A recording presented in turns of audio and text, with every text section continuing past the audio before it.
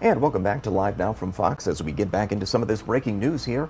Representative George Santos has been arrested on federal charges. This is breaking news. We're just learning about this in about the past 30, 40 minutes. This just coming out. We're hearing word that he's actually in the jail at one point and should be making an appearance in court if that hasn't already happened. So we're bringing in an expert on this topic, a legal analyst. We've got Andrew Lieb with Lieb at Law. He's got a little bit of the details as we're continuing to learn more about this. Andrew, good morning to you. Good morning. Let's start with your general reaction to this. What do you think? It's not every day that a representative of Congress gets arrested. What goes through your mind when you see the charges he's facing and that he has been arrested? Well, George Santos isn't your every congressman. If you remember, he told us he was Jewish and he had jobs that we didn't know that he had and went to colleges that we didn't know he went to. So what's going through my mind is they did catch him and they can. It's not catch me if you can. There were 13 charges, 13 counts in this indictment, 7 of which are about wire fraud. You could go to jail for up to 20 years for each of those counts. We have 3 on money laundering, 1 on theft of public funds, and 2 for making false statements to Congress. This guy is in for a bad day in the Eastern District of New York. We hear that he was an FBI cell or lockup from Melville, and then he's heading over to Central Islip to be indicted. We don't know the specific times or what's happening, but wow, the feds have thrown the book at George Santos. And I would imagine, obviously, this is very early on, but when this gets to a court and that starts playing out, I'd imagine the fact that there could be some lying that occurred here is not going to bode well in court. What do you think about that? I think that it's a prosecutor's dream when you have a serial liar as the defendant, because no matter what he says, assuming he was to testify for himself, which if I was his lawyer, I certainly wouldn't have that happening.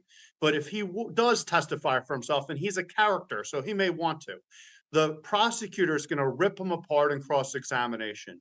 Either way, a lot of the time it's a he said, she said in a court case. And they go for what's called veracity for truthfulness. Who do you believe? Who's more believable? He's certainly not more believable. George Santos has problems, and it doesn't just go to these 13 counts. It comes to all the unraveling of the onion that we're seeing all the time, every day, as he doubles down and gets himself into more heat with the people that elected him and are so very upset in Nassau County and Queens in New York. And as we're taking a look at some video of the man we're talking about right now, I'm looking at some of these charges here. The 7 counts of wire fraud, there's money laundering, theft of public funds, and making materially false statements to the House of Representatives.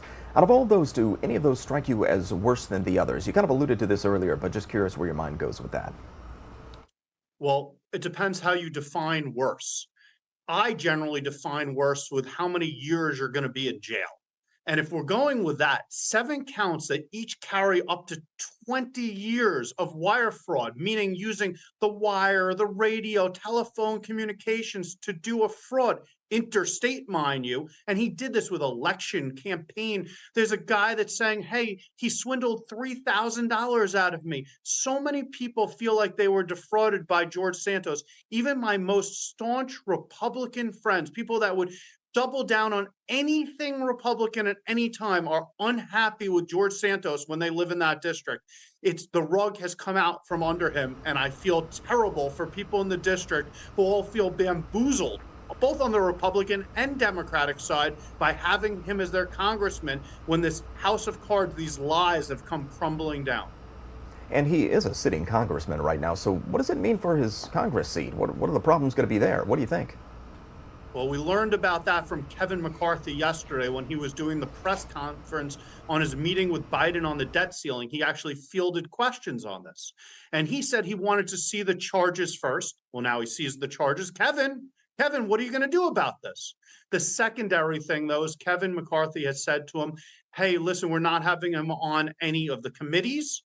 But more so, Kevin McCarthy has very small majority to be the speaker. He needed George Santos's vote to be the speaker, and his power is on hinge, meaning that if you were going to remove George Santos, who knows if Kevin McCarthy could maintain power and control to be the speaker. So I doubt that George is going anywhere unless he is going to be losing this case, because at the end of the day, you can be in Congress even as a convicted, even if you're convicted, unless there's that two-thirds vote to remove you. So I doubt that that's going to happen. But as of today, I would be willing to bet my bippy he's going to be released. He's going to be continuing to serve in Congress, and he's going to continue, unfortunately, making a mockery of the people he represents in Nassau County and in Queens. And based on what you said there, I think I kind of know the answer to this, but you mentioned that jail time, the potential for jail time here. Obviously, we're talking about a congressman here. Is there any real likelihood that this person could really go to jail? Of course, there's some likelihood, but is it really going to happen, do you think? Of all these high-profile cases we talk about when we go about what's happened in Georgia with even a Lindsey Graham or a Trump with the feds, I think George Santos has the biggest risk assessment because his base is alienated by him. It's those comments like saying he's Jewish. And you got to remember when you're getting and when I say Jewish, he's not Jewish. He's saying he's ish, like kind of like it. When you make comments that are so alienating to your base, and in a federal case, you need to have that unanimous jury with beyond a reasonable doubt. I don't see people holding out for George Santos.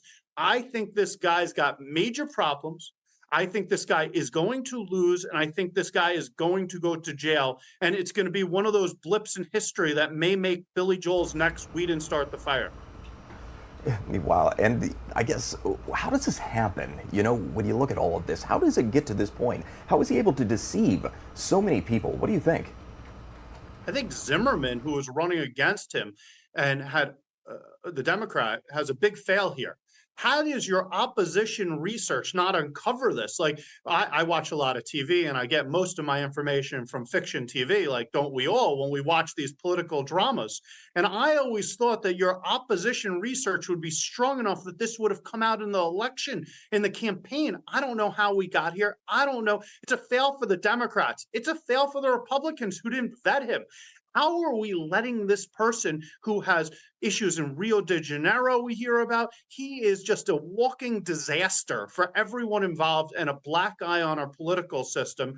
And I guess everyone's innocent until proven guilty. So I don't know that he's exposed and he's exposed. I don't know if he's going to lose this 13-count indictment, but just his admissions of fallacies to his base, to his party, to our Congress, he should have resigned long ago, in my opinion. Do you think this is going to send a strong message to other folks that want to run for office? Like, if you decide to lie or maybe fabricate parts of your life, well, this is what could happen to you. I sure hope so.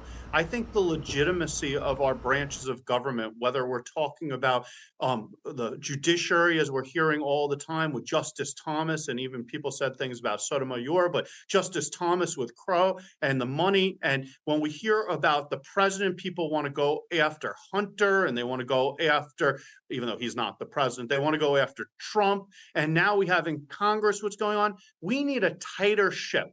And we need a ship with more oversight. And we need a ship where we don't have oligarchs with unlimited funding going into our elections. We need to have a reset in legitimacy. And I hope anyone that wants to serve in any of the three branches of government is on notice right now that you will be under a microscope and you have to live beyond what you expect of the citizenry. You have to set the example if you want to be sitting in that seat. Things are certainly going to get very interesting there in Washington, D.C. as this all plays out. Andrew Lieb, we do appreciate you joining us, but I want to turn it over to you, actually. Anything you want to add that I didn't ask you about on this particular topic before we disconnect? Well, you're a thorough interviewer, and I think you asked a lot of important questions.